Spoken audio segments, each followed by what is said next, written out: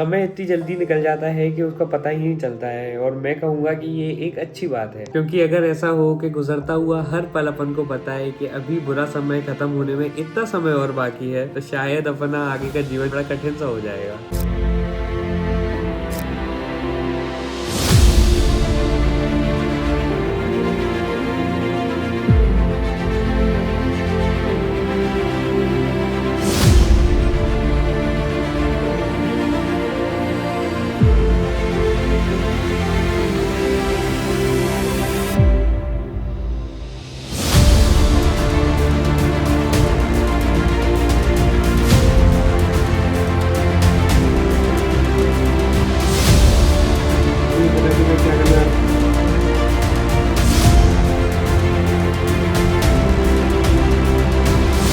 पूरी JEE preparation में जब भी आपको लगे कि आप ये रेस हार रहे हो, तो मेरी ये बात याद रखना कि आप कोई रेस में नहीं हो।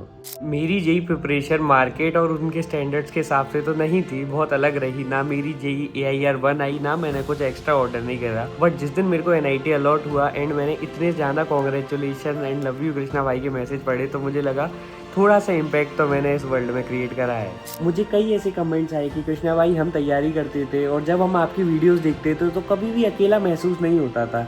जब भी हमारी पढ़ाई अच्छी नहीं चलती थी और लगता था टेस्ट में नंबर नहीं आ रहे, पेपर कैसे आएगा, तब हम तुम्हारी वीडियोस देखते थे एंड लगता था कि कोई और बच्चा भी है जिसकी तैयारी अच्छी नहीं चल रही, कोई और बच्चा भी है जिसका पेपर में इतना कॉन्फिडेंस नहीं है, फिर भी वो खुश है एंड लाइफ में आगे चल रहा है। ये तो मेरे सब्सक्राइबर्स का POV था, बट मेरा POV भी बिल्कुल सेम ही है। जब भी मैं एक वीडियो डालता था, जब भी मुझे अकेला लगता था कि मैं इस कमरे में अकेला हूँ पूरी तरीके से, तब मैं एक वीडियो डालता था एंड मुझे इतने ज़्यादा कमेंट्स आते थे भाइयों के, बहुत सारे लोगों के, दोस्तों के, कि ऐसा चल रहा है, ऐसा चल रहा है, ऐसा चल रहा है। तो कभी अकेला महसूस नहीं हुआ इन 4 सालों में कि भाई मैं अकेला हूँ। ऐसा लगता था कि बहुत सारे लोग हैं जो मेरे साथ हैं और हम साथ में तैयारी कर रहे हैं एंड आज साथ में हमने तैयारी एंड करी है एंड हम एक कॉलेज जा रहे हैं। मतलब ऐसा नहीं था कि मैं आपके साथ था, बल्कि ऐसा था कि आप लोग मेरे साथ थे, इतने सारे लोग मेरे साथ थे, तभी जाके मैं इस तैयारी को एंड कर पाया हूँ। अगर मैं अकेला होता, अगर जो सब लोग मेरे साथ थे वो नहीं होते, तो शायद मैं यहाँ तक आ भी नहीं पाता। तो इस वीडियो को थैंक यू नोट मान लो उस हर टाइम के लिए जिसमें अपन साथ रहे। एंड एक और पॉइंट मैं बोलना चाहूँगा, जिस भी बंदे को अच्छा कॉलेज नहीं मिल रहा है,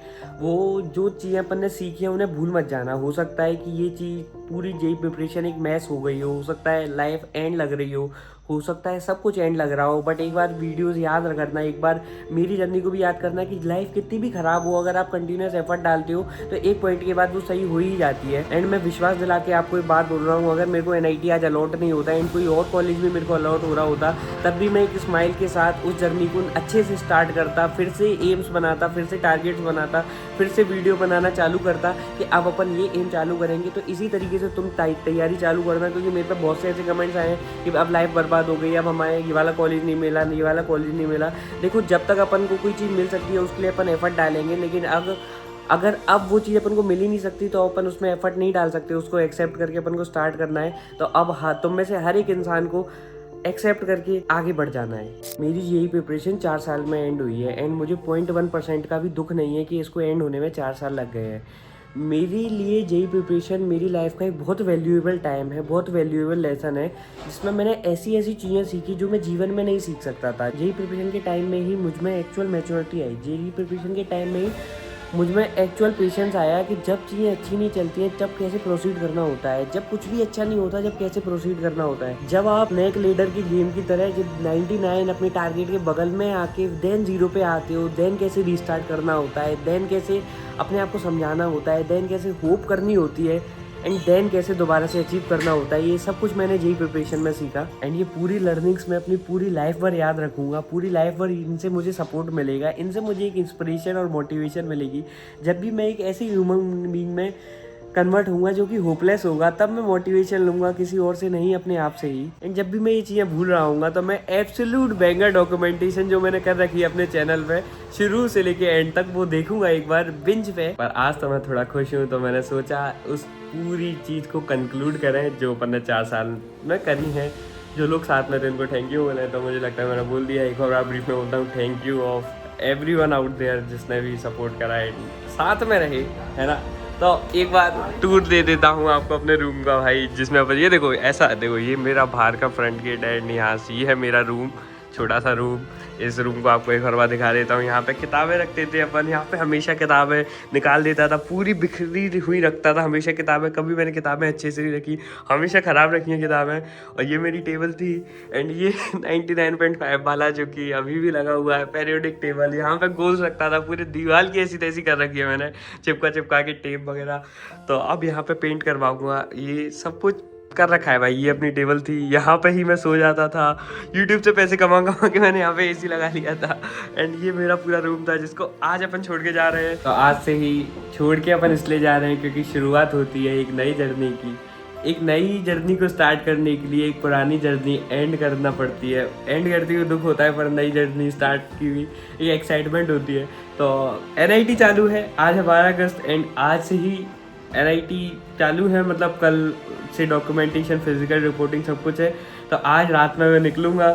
तो यही है, NIT भोपाल फाइनल है। NIT भोपाल की सिविल इंजीनियरिंग फाइनल है। थोड़ी सी कॉन्टेक्स्ट में एक स्टोरी सुना देता हूँ कि NIT राउंड 1 के बाद मेरे को NIT कैलीकट में बायोटेक मिल रही थी। तुम लोग कट ऑफ देख लेना, मेरी रैंक देख लेना। तो मेरे को मिल रही थी राउंड 2 में 56 में एंड हो गई थी एंड मेरी 59 थी NIT Calicut biotech. But NIT Calicut बहुत ज़्यादा दूर है एंड मेरे को मेरे घर वालों को देखना पड़ता है थोड़ा, मतलब मेरी मम्मी एंड दीदी रहती है ना, तो मेरे को इनफैक्ट कभी भी ज़रूरत पड़ सकती है आने की एंड बहुत सारी ऐसी चीज़ें हैं। तो एंड वो बहुत अच्छी ब्रांच भी नहीं थी, इन दोनों के पैकेज में भी बहुत बड़ा डिफरेंस नहीं था। बायोटेक ब्रांच भी बहुत ज़्यादा अच्छी नहीं थी। तो मैंने फिर फाइनली डिसाइड करा कि चलो NIT भोपाल ही ले लेते हैं, बगल में है। तो NIT भोपाल की सीट मैंने फ्रीज़ कर रखी है। तो बस अब NIT भोपाल जाएंगे, एक नई जर्नी को स्टार्ट करेंगे। आप लोग बोलोगे तो सारे ब्लॉग्स डालूंगा। अगर इस टाइम पे हैशटैग सारे ब्लॉग्स चाहिए बोल दो कि यहाँ से जाने का, ओरिएंटेशन दिन का, डे 1 का, सारे ब्लॉग्स अगर आपको चाहिए बोलोगे तो ही दूंगा। सारे ब्लॉग्स अपलोड हो जाएंगे, है ना।